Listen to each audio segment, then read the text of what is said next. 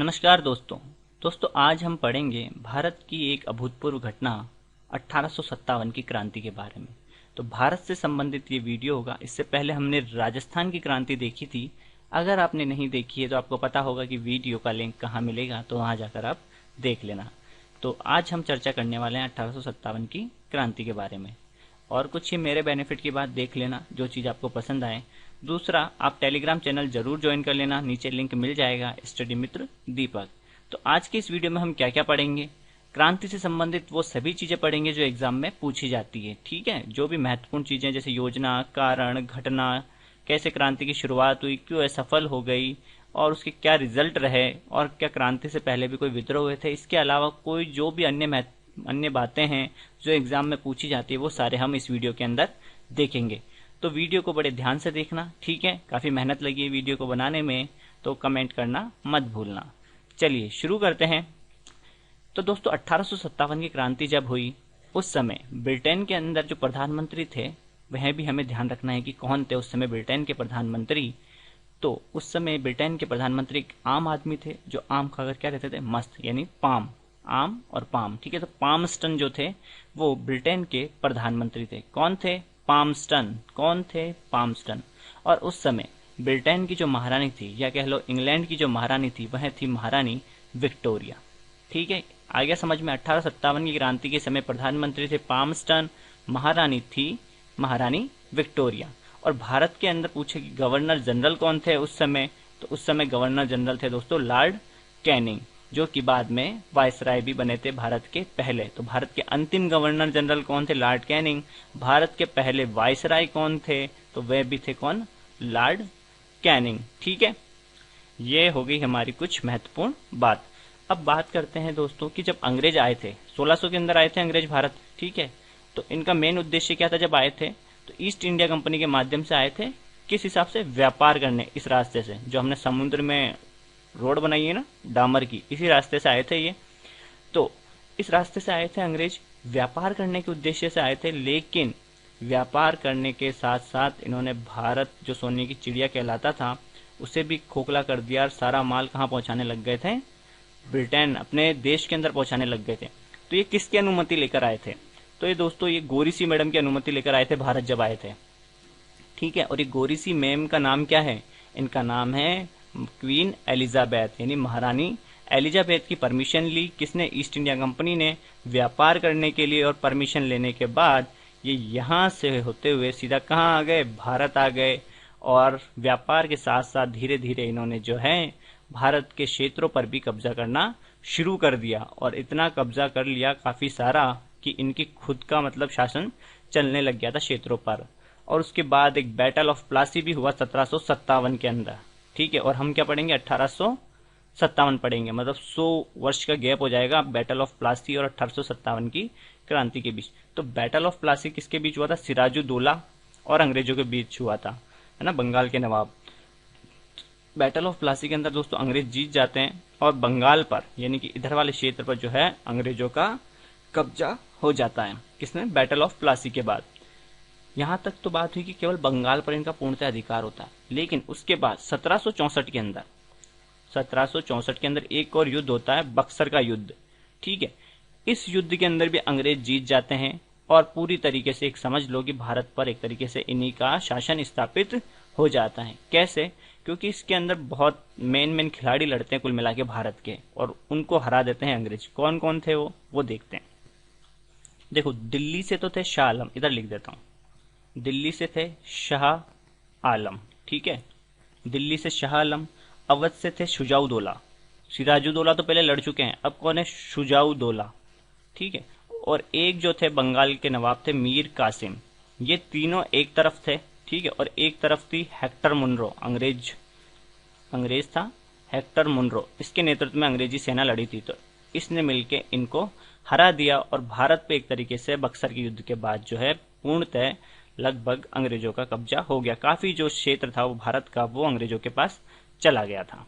तो ये महत्वपूर्ण बातें आशा करता हूं आपको समझ में आ गई होगी। प्रधानमंत्री कौन थे? पामस्टन। महारानी विक्टोरिया थी उस समय जब 1857 की क्रांति हुई थी। लॉर्ड कैनिंग भारत के उस समय गवर्नर जनरल थे और भारत के पहले वायसराय भी बने थे ये।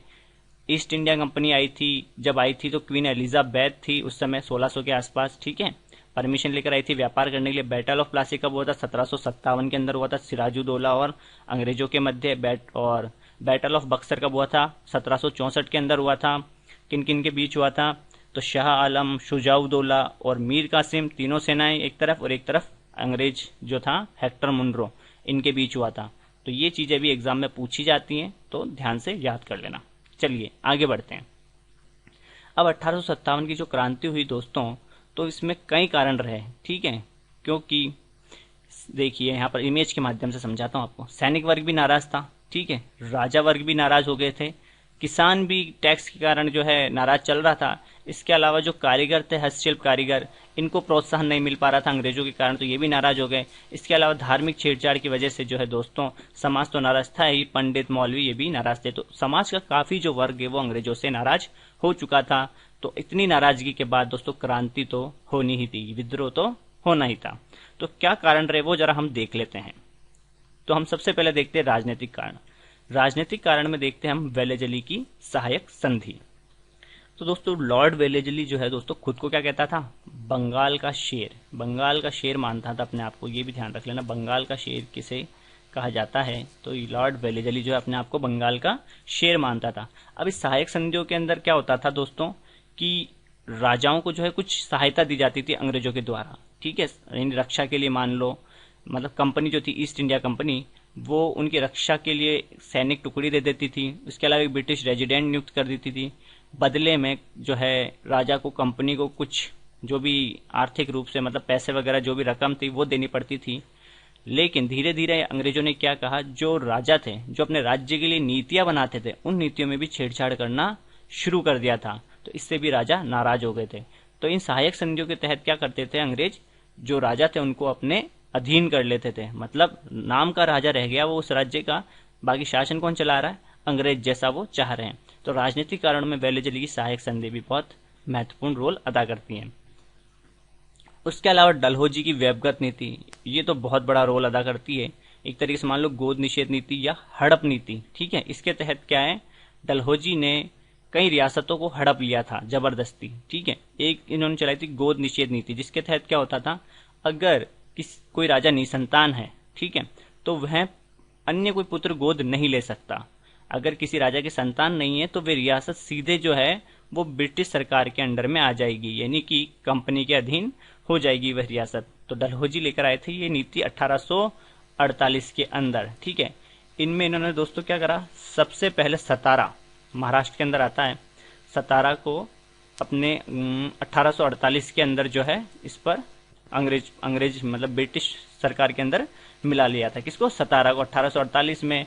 उसके बाद जैतपुर, संभलपुर, बगाट, फिर उदयपुर, फिर झांसी, फिर नागपुर इत्यादि को भी जो है धीरे धीरे मिला लिया था। किसके तहत? हड़प नीति के तहत। डलहौजी की हड़प नीति के तहत जो है ब्रिटिश क्षेत्र के अंदर इनको मिला लिया गया। इसके अलावा एक अवध को भी मिला लिया गया था कुशासन का आरोप लगाकर, ठीक है, कुशासन, कि भाई तुम्हारे यहाँ शासन सही नहीं चल रहा है, तो यहाँ पर अब हमको शासन चलाना पड़ेगा। तो यह आरोप लगाकर जो है डलहौजी ने क्या करा, अवध को भी ब्रिटिश क्षेत्र के अंदर मिला लिया। चलिए आगे बढ़ते हैं। बादशाह का पद समाप्त कर दिया गया। अंतिम मुगल बादशाह कौन थे? बहादुर शाह जफर, ठीक है, बहादुर शाह जफर द्वितीय जो थे वो अंतिम मुगल बादशाह थे। तो इनसे भी दोस्तों बादशाह, नाम मात्र का बादशाह बना दिया इनको, बादशाह का पद इनसे छीन लिया गया। उसके अलावा ये घोषणा भी कर दी गई कि अंतिम मुगल बादशाह जो होंगे वो बहादुर शाह जफर द्वितीय होंगे। इसके बाद जो भी होंगे वो राजकुमार के नाम से जाने जाएंगे। इसके अलावा उन्हें लाल किला खाली करना पड़ेगा और कहीं और जगह जाकर रहना पड़ेगा। तो इस वजह से भी जो है दोस्तों नाराज हो गए थे कौन? मुगल बादशाह। और मुगल बादशाह नाराज होंगे तो उनके साथ में सैनिक, उनकी जो प्रजा जो उनसे प्यार करती है वो भी तो नाराज होगी। इसके अलावा बाजीराव पेशवा द्वितीय के जो दत्तक पुत्र थे नाना साहब, उनकी पेंशन बंद कर दी गई थी बाजीराव की मृत्यु के बाद। अंग्रेजों का कहना था कि भाई वो निजी रूप से बाजीराव को दी गई थी, ना कि किसी पेशवा को, तो हम आपको पेंशन नहीं दे सकते। तो इस वजह से नाना साहब भी नाराज हो गए थे। इसके अलावा ऊंचे पदों पर अंग्रेजों की नियुक्ति की जाती थी। तो ये कुछ प्रमुख राजनीतिक कारण रहे 1857 की क्रांति के। आगे बढ़ते हैं और देखते हैं हम सामाजिक और धार्मिक कारण। सामाजिक और धार्मिक कारणों के अंदर क्या है? ईसाईकरण। ईसाईकरण कैसे भाई, जैसे 1813 का जो चार्टर एक्ट था उसके तहत जो ईसाई मिशनरीज थी, जो ईसाई धर्म का प्रचार करती थी, उनको एक तरीके से अनुमति मिल गई कि अब वो खुलकर भारत के अंदर ईसाई धर्म का प्रचार प्रसार कर सकती थी। तो ये क्या करती थी, ये जो भी अपने हिंदू मुस्लिम इनकी जो धर्म की चीजें, इनको मतलब नीचे दिखाने की कोशिश करती थी और ईसाई धर्म को ऊपर दिखाने की कोशिश करती थी। तो ईसाईकरण ने भी जो है दोस्तों 1857 क्रांति में महत्वपूर्ण योगदान निभाया। क्या होता था, इसके तहत एक और घोषणा कर दी गई थी कि भाई अगर जो भी व्यक्ति ईसाई धर्म ग्रहण करेगा तो उसको उसकी पैतृक संपत्ति से अलग नहीं किया जाएगा। ठीक है, भारतीय रीति रिवाजों से छेड़छाड़ करी अंग्रेजों ने, जैसे कि सती प्रथा हो गई, विधवा पुनर्विवाह हो गया, तो इत्यादि जो है भारतीय रीति रिवाजों से छेड़छाड़ करना भी अंग्रेजों को थोड़ा भारी पड़ गया।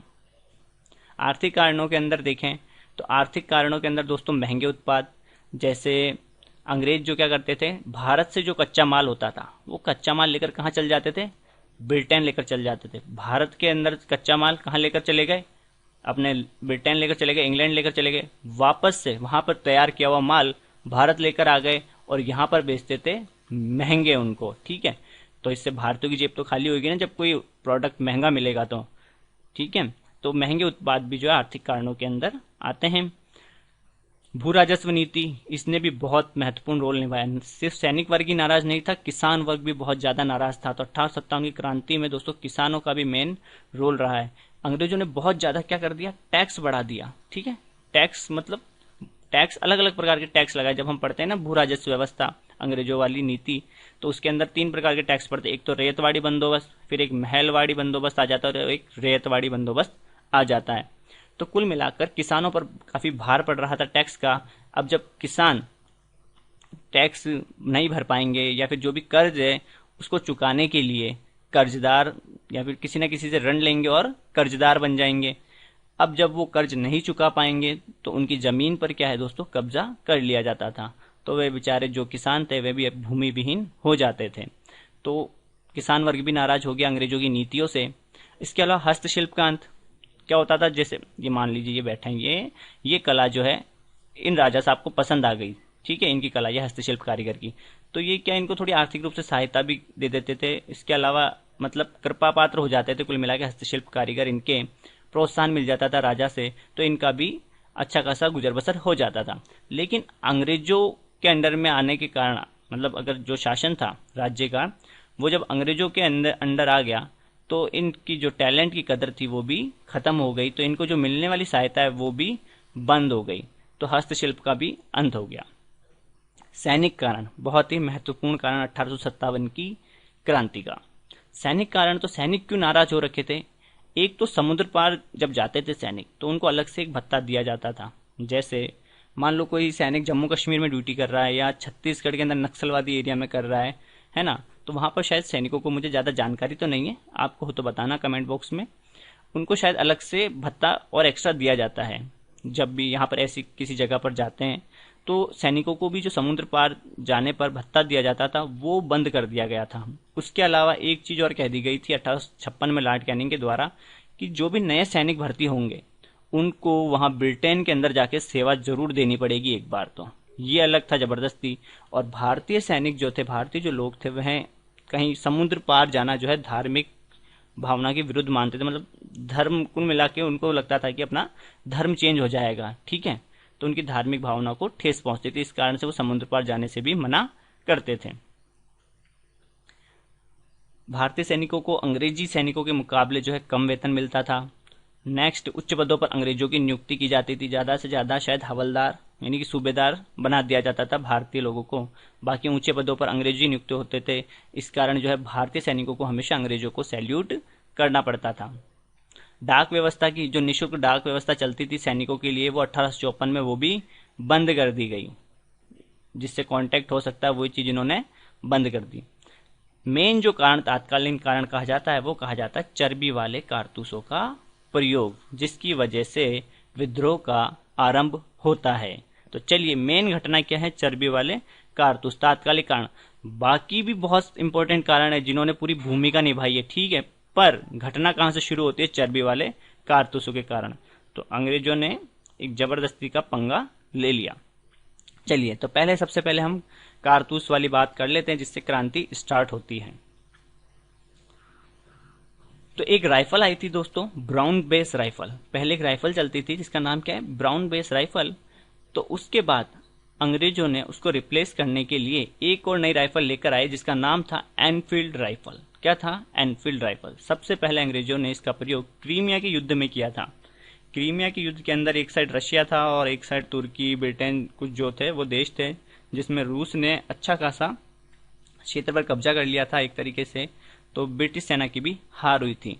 तो इस ब्रिटिश सेना की जब क्रीमिया के युद्ध में हार हुई थी तो भारतीय लोगों में भी थोड़ा सा मतलब जोश आया कि हाँ, हम भी अंग्रेजों को हरा सकते हैं। क्योंकि पहले ऐसे मानते थे कि भाई अंग्रेज क्या हैं, अजय हैं, इनके पास इतने शस्त्र हैं, इतनी सेना है, तो ये इनको तो अपन कभी हरा ही नहीं पाएंगे। लेकिन क्रीमिया के युद्ध में जब इनकी हार हुई तो थोड़ा सा भारतीय लोगों में भी जोश आ गया कि अब तो हम भी इनको हराएंगे।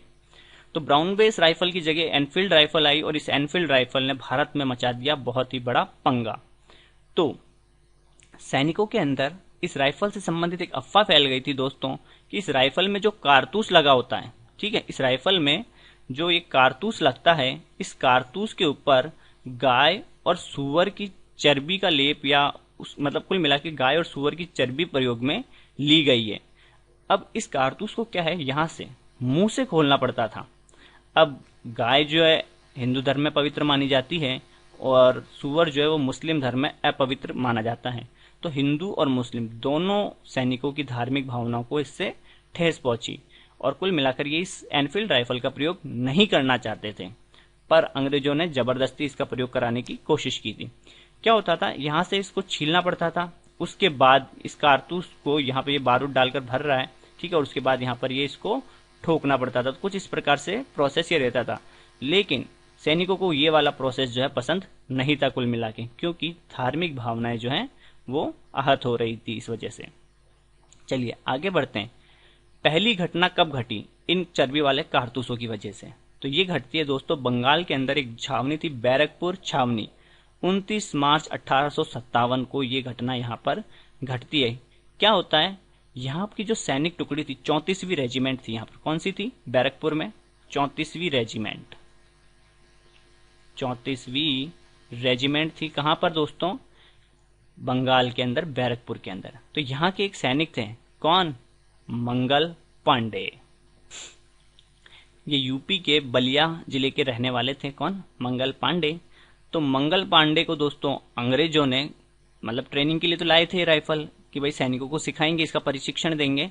तो अंग्रेजों ने मंगल पांडे को चुना इसके लिए और जबरदस्ती इनको ये राइफल का प्रयोग करने के लिए कहा, किसका, एनफील्ड राइफल का। पर मंगल पांडे ने मना कर दिया, भाई मैं नहीं चलाऊंगा, कुल मिलाकर मुझे ये राइफल नहीं चलानी है। लेकिन अंग्रेजों ने फिर भी जबरदस्ती करी। अब जब जबरदस्ती करते हैं तो आपको तो पता ही है कि बंदूक बड़ी बेवफा माशूका होती है, कब किधर मुंह मोड़ ले कोई भरोसा नहीं। तो मंगल पांडे का दिमाग घूम गया और उसने सीधा बंदूक उठाई और 2 अंग्रेज अधिकारियों की हत्या कर दी, है ना, सीधा उनको निपटा दिया वहीं पर, ज्यादा ही जबरदस्ती कर रहे थे। तो कौन अंग्रेज अधिकारी थे, वे थे दोस्तों बाग और ह्यूसन, जो कि मंगल पांडे की गोली से मारे गए थे। ठीक है, अब इस वजह से दोस्तों 8 अप्रैल 1857 को मंगल पांडे को हो जाती है फांसी। कब होती है, 8 अप्रैल 1857 को मंगल पांडे को फांसी दे दी जाती है अंग्रेजों के द्वारा। घटना कब घटती है, बैरकपुर के अंदर 29 मार्च 1857 को घटना घटती है। 34वीं रेजिमेंट होती है, ठीक है, 34वीं रेजिमेंट के सैनिक थे कौन, मंगल पांडे। मंगल पांडे ने अंग्रेज अधिकारी बाग और हुसैन को मारा था। ठीक है, चलिए आगे बढ़ते हैं। तो दोस्तों इतनी बड़ी देश में क्रांति हुई तो क्या इसके लिए कोई योजना वगैरह नहीं बनाई गई थी क्या?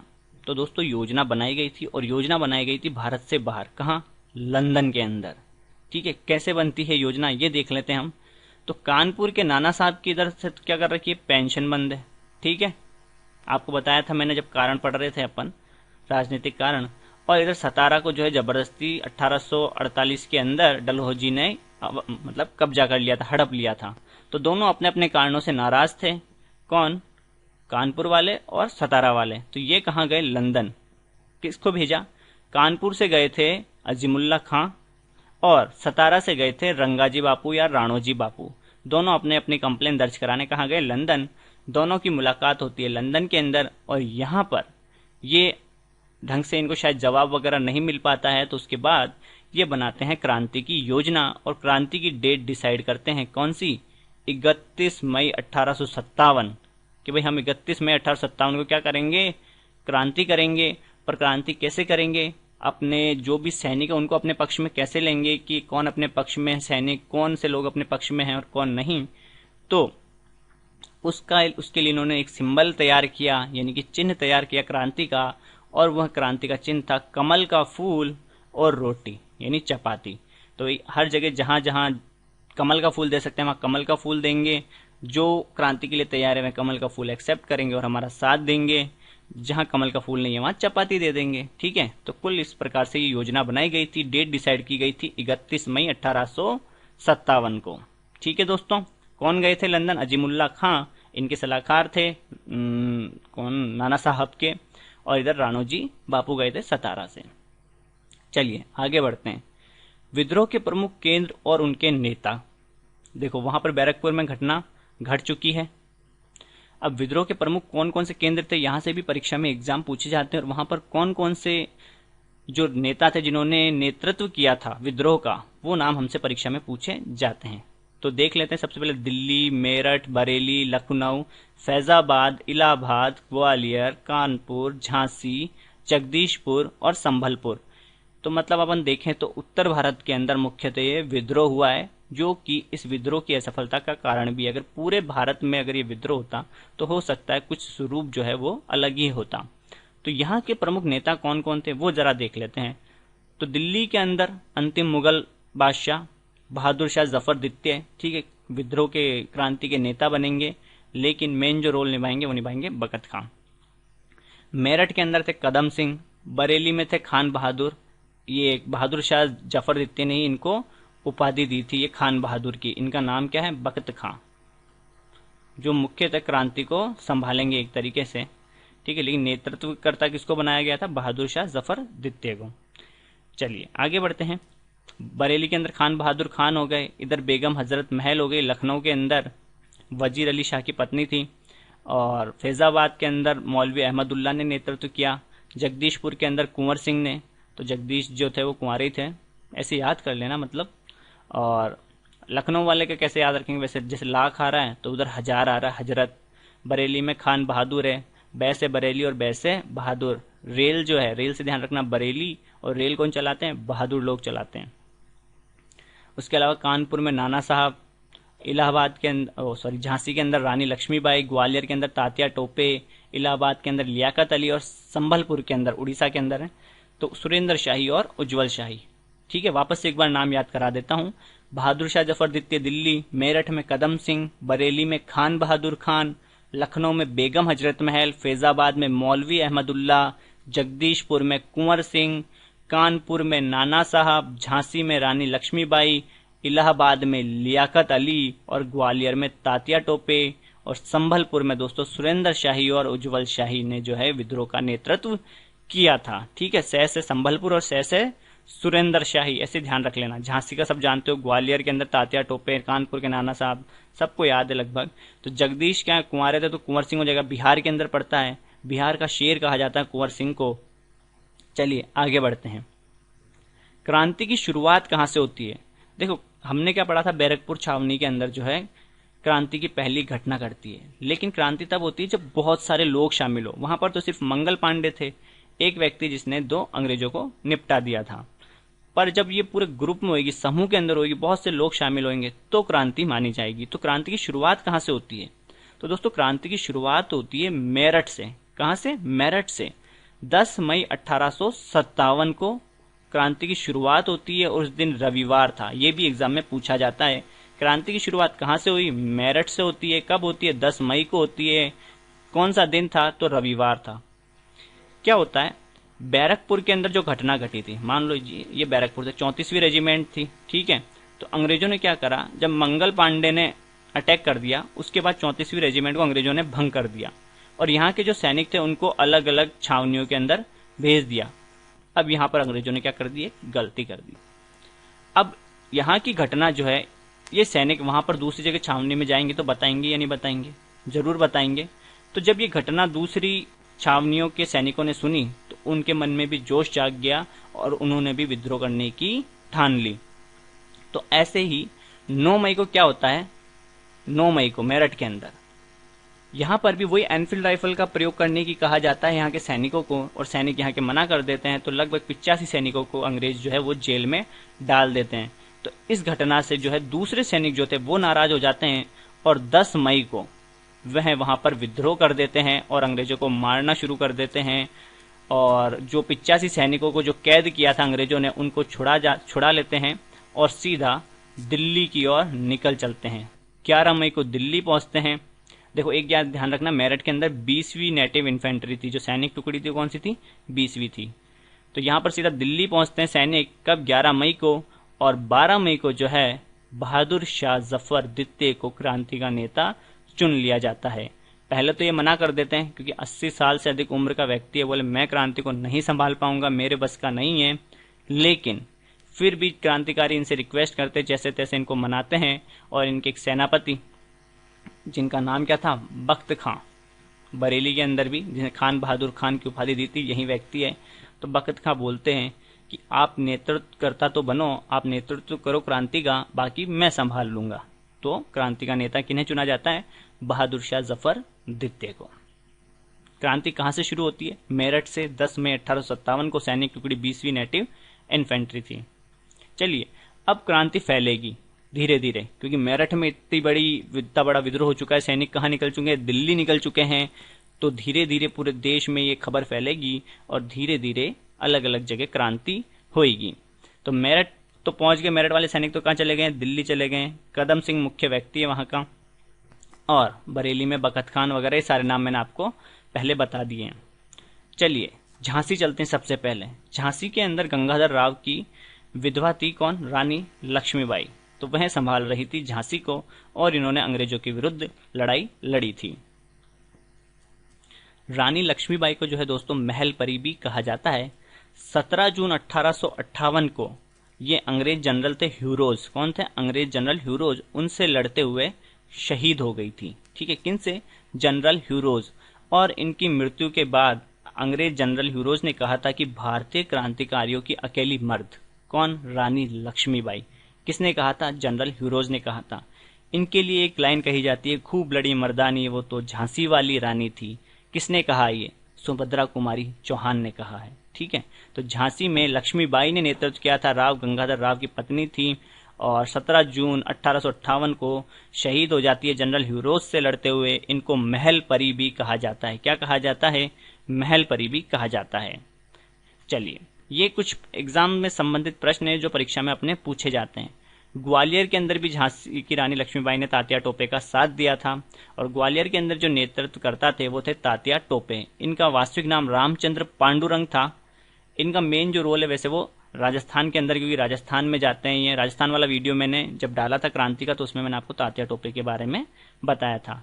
रामचंद्र पांडुरंग वास्तविक नाम था। बाद में ये नरवर के जो जंगल एमपी के अंदर, इनके एक साथी थे मान सिंह नरूका, उनके विश्वासघात के कारण अंग्रेज इनको नरवर के अंदर पकड़ लेते हैं और 18 अप्रैल 1859 को इनको एमपी के अंदर फांसी दे दी जाती है।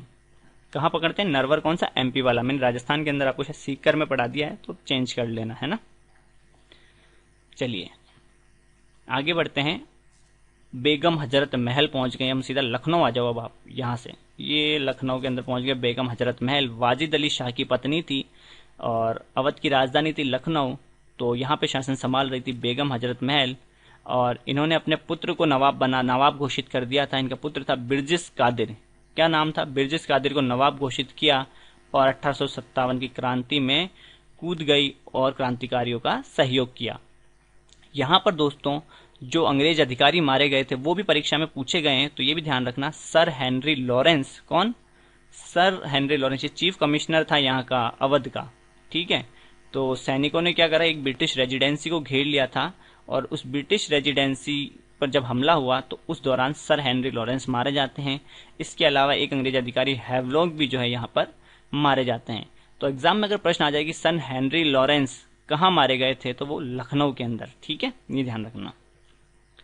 इनको महक परी कहा जाता है। अब कैसे याद रखेंगे? रानी लक्ष्मीबाई को मैंने आपको बताया था महल परी कहा जाता है और इनको महक परी कहा जाता है। तो अगर आपने सुना होगा तो एक हजारे के फूल आते हैं, ठीक है, फोटो लगा दूंगा मैं यहाँ पर, देख लेना। तो हजारे के फूल आते हैं और उनसे क्या निकलती है? महक निकलती है, यानी खुशबू आती है। तो इससे आप ध्यान रख सकते हो, ठीक है। महक परी किसको कहा जाता है? बेगम हजरत महल को। फिर महल परी कौन बनेगी? रानी लक्ष्मीबाई। चलिए अब चलते हैं हम बिहार के शेर कुंवर सिंह के पास। तो कुंवर सिंह जो है जगदीशपुर के अंदर किसने नेतृत्व किया था? कुंवर सिंह ने किया था। बिहार का शेर कहा जाता है इन्हें। दिल्ली पहुंच गए। अब हम अंतिम मुगल बादशाह बहादुर शाह जफर द्वितीय के बारे में हम देख लेते हैं। अंतिम मुगल बादशाह थे बहादुर शाह जफर द्वितीय। इनको गिरफ्तार कर लिया गया था 20 सितंबर 1857 को अंग्रेजों द्वारा। और इनको दोस्तों गिरफ्तार करने के बाद इनकी जो बेगम थी जीनत महल, उनके साथ इनको रंगून के लिए रवाना कर दिया। तो जब इनको रंगून के लिए रवाना कर दिया तो इन्होंने एक शायरी कही थी, वो मैं आपको सुनाता हूं कि जलाया यार ने ऐसा कि हम वतन से चले, बतौर शमा के रोते इस अंजुमन से चले, न बागबा ने इजाजत दी सैर करने की, न बागबा ने इजाजत दी सैर करने की, खुशी से आए थे रोते हुए चमन से चले। तो इस प्रकार अंतिम मुगल बादशाह को जो है रंगून, जो कि कहाँ पड़ता है? म्यांमार के अंदर, वहां भेज दिया जाता है और वहीं पर उनकी मृत्यु भी हो जाती है। इनको गिरफ्तार कहाँ से किया जाता है? तो हुमायूं का मकबरा दिल्ली में, वहां पर एक अंग्रेज अधिकारी हडसन द्वारा इन्हें गिरफ्तार किया जाता है और इनकी मृत्यु हो जाती है दोस्तों 7 नवंबर 1862 को। कहाँ? रंगून के अंदर ही इनको फिर दफना दिया जाता है। तो अंतिम मुगल शासक कौन थे? बहादुर शाह जफर द्वितीय थे। क्रांति का नेता किन्हें चुना गया था? बहादुर शाह को चुना गया था। हुमायूं का मकबरा कहाँ है? दिल्ली में है। रंगून जेल भेज दिया गया था। रंगून कहाँ है? म्यांमार के अंदर है, जिसका पुराना नाम क्या था? बर्मा। 7 नवंबर 1862 को जो है इनकी मृत्यु हो जाती है। चलिए आगे बढ़ते हैं। तो दोस्तों यहां से संबंधित एक तो आप स्क्रीनशॉट लेते जाओ साथ के अंदर, ठीक है। जो मेन बातें थी वो मैंने आपको यहाँ की बता दी है। बाकी मेरठ के अंदर कदम सिंह, बरेली में बकत खान, इलाहाबाद के अंदर लियाकत अली ने नेतृत्व किया था, कानपुर में नाना साहब के बारे में मैंने बता दिया था कि पेंशन बंद कर दी थी, इसलिए ये भी क्या नाराज थे। पेशवा बाजीराव द्वितीय के दत्तक पुत्र थे। और हारने के बाद अंग्रेज अधिकारी से, जब ये अंग्रेजों से हार जाते हैं तो उसके बाद ये क्या, नेपाल चले जाते हैं। और बेगम हजरत महल भी जो है कहाँ चली जाती है? नेपाल चली जाती है। और कौन कौन से अंग्रेज अधिकारी थे जिन्होंने क्रांतियों का दमन किया था वो भी हम आगे अभी देखेंगे। चलिए अब हम देखते हैं किन अंग्रेज अधिकारियों ने क्रांति का, अलग अलग जगह क्रांति हुई थी और वहां पर अलग अलग अंग्रेज अधिकारियों ने क्रांति का दमन किया था, तो वो जरा हम देख लेते हैं। तो दिल्ली पर जब सैनिकों ने, जो क्रांतिकारी थे, उन्होंने दिल्ली पर कब्जा कर लिया था, तो उनको निकालने के लिए अंग्रेजों ने निकलसन को ही भेजा। हडसन तो अभी अपन ने पढ़ा था कि बहादुर शाह जफर द्वितीय को कौन गिरफ्तार करता है? हडसन करता है। तो निकलसन, तो क्रांतिकारियों को निकालने के लिए किसको भेजा? दिल्ली से निकलसन को ही भेज दिया, ठीक है। तो इन्होंने यहाँ पर क्रांति का दमन किया था और दिल्ली पर लगभग या फिर सितंबर के अंदर वापस से कब्जा कर लेते हैं, क्योंकि सितंबर के अंदर ही जो है बहादुर शाह जफर को गिरफ्तार कर लिया जाता है। बरेली के अंदर किसने किया? विंसेंट आयर और कॉलिन कैंपेबल ने। तो बरेली, तो बै से बरेली और बै से बैल आ रहा है, इसके अंदर बै और ली, तो यहां से भी बैल, ऐसे ध्यान रख लेना, ठीक है। बरेली में कैंपेबल और एक विंसेंट आयर, इन दोनों ने मिलकर जो है बरेली के अंदर क्रांति का दमन किया था। बरेली आए और बैर नहीं खाए तो क्या मजा। तो बरेली के बैर मतलब बरेली आए, तो आए से ध्यान रख लेना आयर और बैर से ध्यान रख लेना बैल। चलिए आगे बढ़ते हैं। लखनऊ में भी कौन थे? Colin Campbell. तो लाख रुपए लग जाते हैं किसी की बैल कराने में, ऐसे ध्यान रख लेना, लाख रुपए लग जाते हैं किसी की बैल कराने में अगर जेल हो जाती है तो यहाँ पर भी कॉलिन कैंपेबल जो है क्रांति का दमन करेंगे। फैजाबाद के अंदर तो फौजी हमेशा क्या रहते हैं? रेडी रहते हैं लड़ाई के लिए, फौजी, ठीक है। फौजी से फैजाबाद और रेडी से रेनॉल्ड। तो जनरल रेनॉल्ड ने क्रांति का दमन कहाँ किया? फैजाबाद के अंदर किया। इलाहाबाद के अंदर कर्नल नील थे, ईला और नीला, ऐसे ध्यान रख लेना, ईला और नीला। तो इलाहाबाद और कर्नल नील। कानपुर के अंदर कैंपबेल आ जाएंगे फिर से और एक आ जाएंगे हैवलॉक, ठीक है। कानपुर के अंदर क्रांति का दमन किसने किया? कैंपबेल ने और हैवलॉक ने किया था। कान बंद हो गए थे, ठीक है, कान क्या हो गए थे? बंद, तो लॉक हो गए थे एक तरीके से। बंद को क्या बोलेंगे? लॉक। किनके? नाना साहब के, ऐसे समझ लो आप। तो हैवलॉक भी यहाँ पर आ जाएगा कानपुर। कॉलिन कैंपेबल 3 जगह आ चुका है, बरेली, लखनऊ और कानपुर। जनरल ह्यूरोज ने कहाँ क्रांति का दमन किया था? ग्वालियर और झांसी, दोनों जगह। झांसी की रानी लक्ष्मीबाई की जो है मृत्यु हो जाती है, शहीद हो जाती है इनसे लड़ते हुए जनरल ह्यूरोज की सेना से। और जनरल ह्यूरोज ने ही झांसी की रानी लक्ष्मीबाई के लिए कहा था कि क्रांति की एकमात्र मर्द कौन? लक्ष्मीबाई। विलियम टेलर और विंसेंट आयर, जगदीशपुर। तो जगदीश जी क्या है? कुंवर हैं, कुंवर सिंह ने नेतृत्व किया था, तो उनके कपड़े सिलने के लिए कौन आया? टेलर आया। तो आया से ध्यान रखना, आयर कौन आया? टेलर आया। किसके कपड़े सिलने के लिए? कुंवर सिंह। ठीक है, कुंवर सिंह ने नेतृत्व किया था। तो जगदीश क्या थे? कुंवारे थे। जगदीश नाम का जो व्यक्ति था कौन था? कुंवारा था। तो कुंवार से कुंवर सिंह, और इसीलिए उनकी शादी कराने के लिए बढ़िया कपड़े सिलने के लिए कौन आया? टेलर आया। ठीक है, याद हो जाए तो भी ठीक है, नहीं भी हो तो आप डायरेक्ट याद करने की कोशिश कीजिए। मुझे भी याद है तो आपको भी याद हो जाएंगे। इसका स्क्रीनशॉट ले लीजिए आप। ये नीचे जो नहीं दिख रहा है ना, ये इधर, ये बरेली है, ये ध्यान रखना। ठीक है, स्क्रीनशॉट ले लो आप इसका। इसके अंदर विद्रोही मिल जाएंगे, विद्रोह का दिन मिल जाएगा, और विद्रोह को किस अंग्रेज अधिकारी ने कुचला था वो यहाँ पर आपको नाम मिल जाएंगे। चलिए आगे बढ़ते हैं। क्रांति फेल क्यों हुई? क्या कारण रहे? इतना सब कुछ हुआ, इतना विद्रोह हुआ, इतने लोग मारे गए, ठीक है, अंग्रेजों को भी इतना मारा, सब कुछ सही चल रहा था, फिर भी असफल क्यों हुई? तो सब कुछ सही नहीं चल रहा था। क्यों? क्योंकि जो हमारा शिक्षित वर्ग था, व्यापारी थे, उन्होंने साथ नहीं दिया। उसके अलावा कई राजा थे, जैसे राजस्थान क्रांति में भी हमने पढ़ा, कई राजाओं ने जो है अंग्रेजों का साथ दिया था और क्रांतिकारियों का दमन करने के लिए अपनी सेनाएं भेजी थी। तो कई कारण थे दोस्तों असफलता के। भारतीय सैनिकों के पास अंग्रेजों के मुकाबले साधनों की कमी थी। ना तो इनके पास उनके जितनी कोई बंदूकें या तोपें जो थी, जो भी था थोड़ा बहुत लकड़ियां वगैरह, या फिर जो भी छावनियों से जो इनको बंदूकें मिली वो, या फिर तलवार वगैरह, उनके पास इसी प्रकार के साधन थे, जबकि अंग्रेजों के पास इनके मुकाबले बहुत अच्छे साधन थे लड़ाई के लिए। इसके अलावा कुशल नेतृत्व का अभाव था, क्योंकि 80 साल से अधिक उम्र का व्यक्ति इस क्रांति का नेतृत्व कर रहा था, तो उसके पास डिसीजन लेने की क्षमता नहीं थी, किस समय क्या करना चाहिए। जैसे दिल्ली के अंदर जो है वो अंग्रेज सेना घुस गई थी अंदर और उनको आने दिया था, अगर उनको आने नहीं देते तो हो सकता है कुछ अलग होता। तो कुशल नेतृत्व का अभाव था। जैसा कि अभी आपको मैंने बताया कि भारतीय राजाओं ने जो है अंग्रेजों का सहयोग दिया। कई भारतीय राजा थे, जैसे कि इंदौर के थे होलकर, हैदराबाद के निजाम थे, इसके अलावा कोई बड़े जमींदार थे। अपने राजस्थान की क्रांति में मैंने बताया था आपको कि जो राजपूत राजा थे उन्होंने साथ दिया था अंग्रेजों का काफ़ी सारे। इसके अलावा कई अन्य बड़े सरदार थे, उन्होंने भी अंग्रेजों का साथ दिया था। तो लॉर्ड कैनिंग जो थे उन्होंने एक बात कही थी कि इन शासकों और सरदारों ने ये जो क्रांति का तूफान था उसके आगे बांध की तरह काम किया, नहीं तो इस तूफान के अंदर हम कहीं बह जाते। तो कुल मिलाकर भारतीय लोगों ने ही इस क्रांति को फेल करने के लिए साथ दिया अंग्रेजों का। नेक्स्ट, कम क्षेत्र में फैलाव, संगठन का अभाव था। उत्तर भारत में ही अधिकतर फैली, दक्षिण भारत में नहीं फैली क्रांति और संगठित नहीं हो पाई। शिक्षित वर्ग का साथ नहीं मिला क्रांति के अंदर।